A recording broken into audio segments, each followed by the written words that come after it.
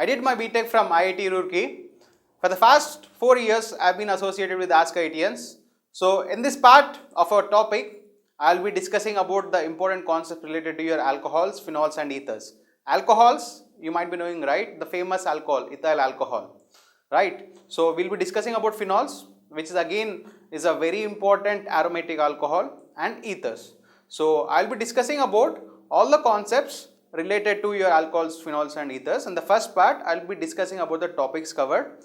And remember, alcohols, phenols and ether is an important topic for all the competitive examinations, right? Either you take IIT-JEE, AAPMT and BITSAT. So, let's start with the first part, the topics covered in this chapter. Alcohols, phenols and ethers. So, let's first discuss the topics covered. So, these are the topics covered. First, introduction.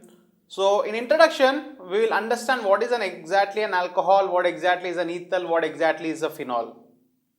After that, nomenclature. Nomenclature is nothing but naming a given alcohol, given phenol and ether. So, this is according to the IUPAC nomenclature, and according to this IUPAC nomenclature, we will actually derive the names for a given alcohol, phenol and ether.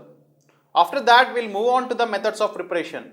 So, what do you understand methods of preparation? Methods of preparation is nothing but if you have a given organic compound, how to convert that organic compound into an alcohol, phenol or an ether. So, all the mechanisms, all the reactions, all the concepts to convert the other organic compound into this alcohol, phenol and ether, we will be discussing under methods of preparation. So, basically in methods of preparation, you will learn to prepare a given alcohol, phenol and an ether. Later on, properties. So, when I tell about the properties, those properties can be what? There can be two kinds of properties for a given organic compound. Those properties can be, it might be physical properties.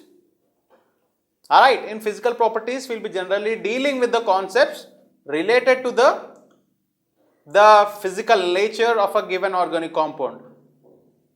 Right. So, that means a boiling point, freezing point, something or something like this, right. These are the different physical properties. Next, chemical properties. Chemical properties are nothing but all your chemical reactions of your alcohols, phenols and ethers.